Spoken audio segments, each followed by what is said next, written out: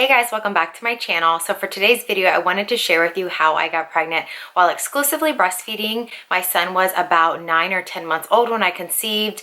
The dates are a little off. I don't know the exact date, but about a month or two prior, I started doing these things and I got pregnant within one cycle. So I wanted to share this for anyone that is trying to get pregnant but doesn't want to wean or quit breastfeeding. These are the things that I did. There's just two main things. And then also after that, I'm going to share with you early pregnancy signs and little things that I noticed in my 2-week wait. So if you're in your 2-week wait, maybe it can help you, because I remember YouTubing and like Googling all kinds of signs and symptoms to see if what I was having was real or not real or whatever. So yeah, I'm just gonna share how I got pregnant while breastfeeding and then also my early signs and symptoms.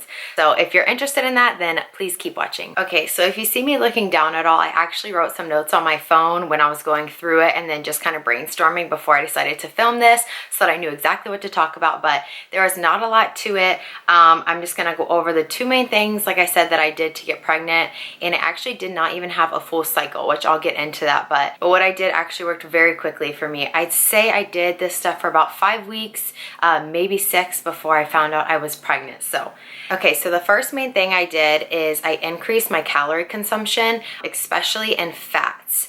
So when you're breastfeeding or like you're a mom in general, you are constantly burning way more calories than you're probably taking in. And I don't want to get too medical because I'm not your medical professional and you should always seek advice from them. So I will link some articles down below. But basically, if you're constantly burning calories, your body has nothing left to produce and work with the hormones needed to ovulate and conceive. So that was like the main gist of the first thing I did, was I wanted to increase my calorie consumption. So again, I'm going to leave links down below, but basically when your body again doesn't have the nutrition it needs, it can enter into something called menorrhea. Hopefully I'm saying that right. I should know that by now. I'm a nurse.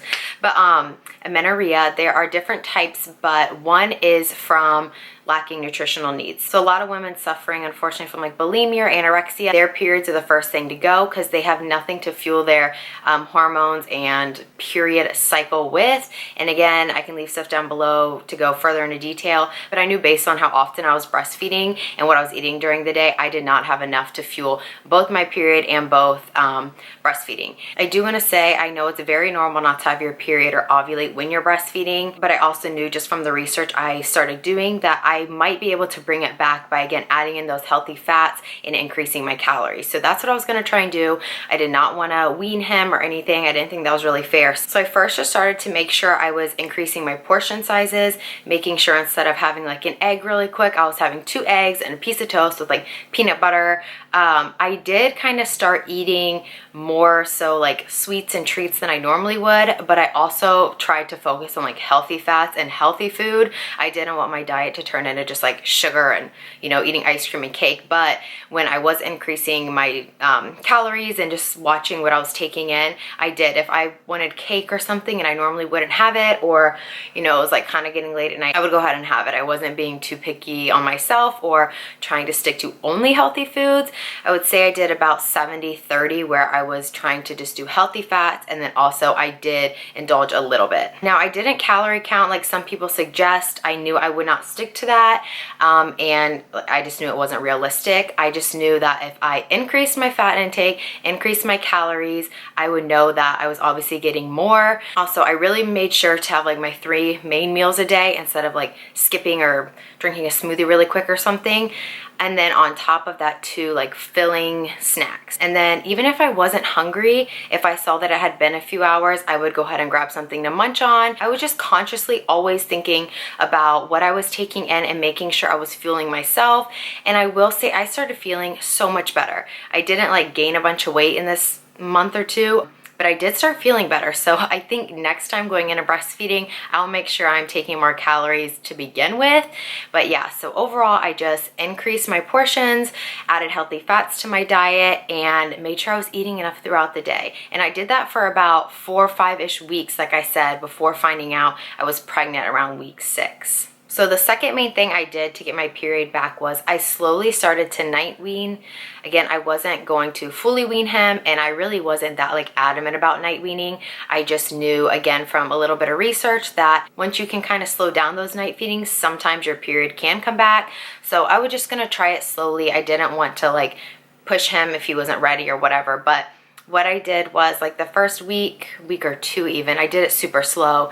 Every other time he woke up, I would just see if I was able to hold him or rock him back to sleep, and he took to it really good, and then he started sleeping through those stretches.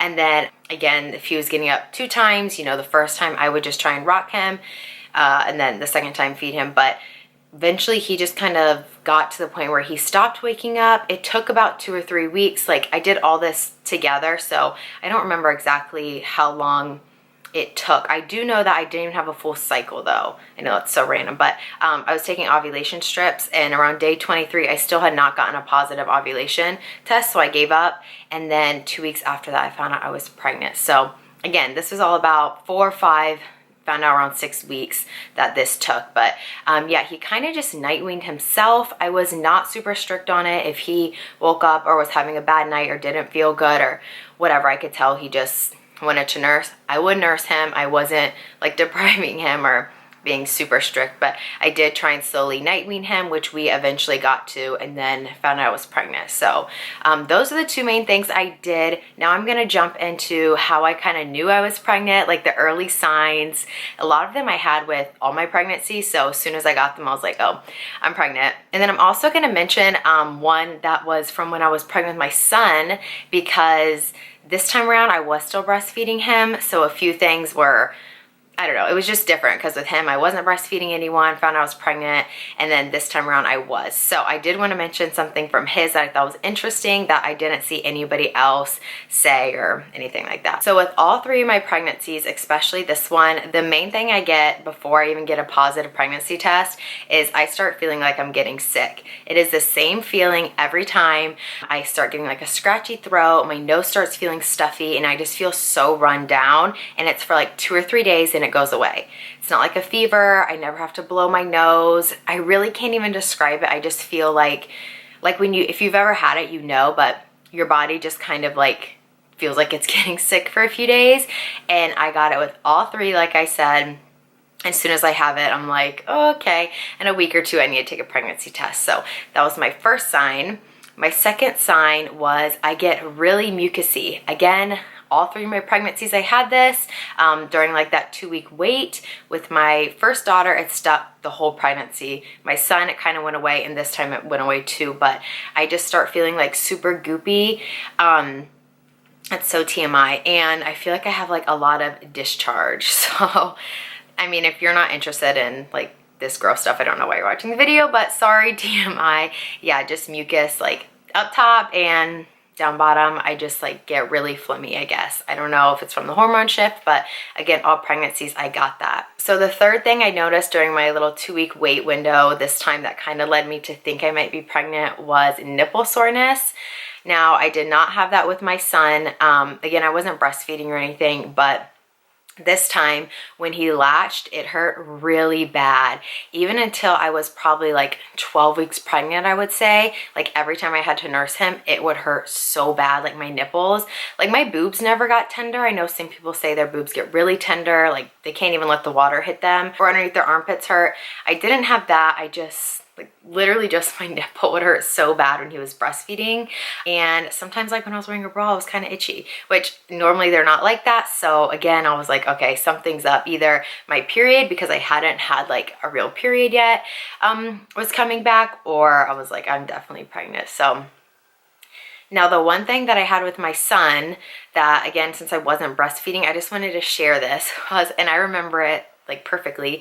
I was outside with my husband. It was actually nighttime. We were doing something outside in our little shed, and I felt like something wet in my bra, and I looked and I had like a gush of milk come out.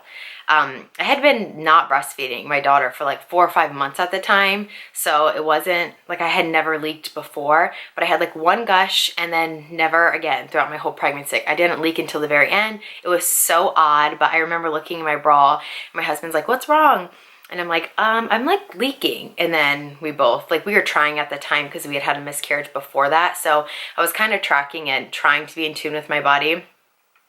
So we were both like, okay, well, like, I think you might be pregnant because this never happens. And I was. I found out like a week later that I was pregnant. Sorry, I'm just again looking to see if, make sure I didn't miss out on anything.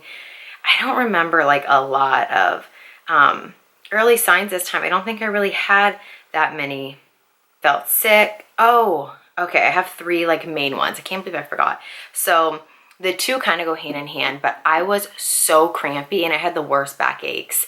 I actually like for the first month or 2, even like after I found I was pregnant, I was so scared I was miscarrying because I felt like I was getting my period every day, all day long, and even my back. Like I remember laying in bed and having to use a heating pad those first few weeks. Again, before I found out I was pregnant, and then for a few weeks even after getting a positive pregnancy test. I was just so crampy and my back hurt. The other random thing I had, and again, I don't know the exact day that I got pregnant because I gave up taking ovulation sticks, but I remember I was putting the kids in the car and I got this really sharp pain on my left side. This was about a week before I took a pregnancy test. So I don't know if it was like implantation or what, but I felt like I pulled a muscle. It hurt so bad for like 30 seconds and then it went away. Now with my daughter, I remember driving and like I felt her implant. I know people say you can't, but I had like a little pinch and we were trying with her too. So I was like super in tune with my body, but I like felt her on my right side. This time it was like similar, but on the left side, but way more intense and like more of a pulling pain. So I did have that a week before I had my positive pregnancy test. And then the last thing I had, which I hear people talk about this all the time, and with my other 2, I didn't have it. So I kind of, to be honest, didn't believe people. I was like, yeah, I don't know, it's kind of weird. But I had a very vivid dream that I was pregnant. And I remember waking up and we were going to Home Goods that day. So I stopped by the dollar store and I took a dollar store like pregnancy test in the Home Goods, and it was negative, but my dream was so real. And then along with like the other signs and symptoms I was sharing, I was like, I'm not even gonna stress about this being negative or like take it as a true negative. And then like 3 days later, I remember I took it on a Friday, and then Monday I retook a pregnancy test and it was super positive. So yeah, those were the early signs and symptoms that I had with all my pregnancies. I mean, mostly this one, but they were pretty much the same for all of them except for the milk leaking, which was only with my son. But yeah, I just wanted to share all that. I'm sorry, I am so winded and I'm trying to talk so fast because it's my son's nap time and I know I only have a little bit of time left before he wakes up.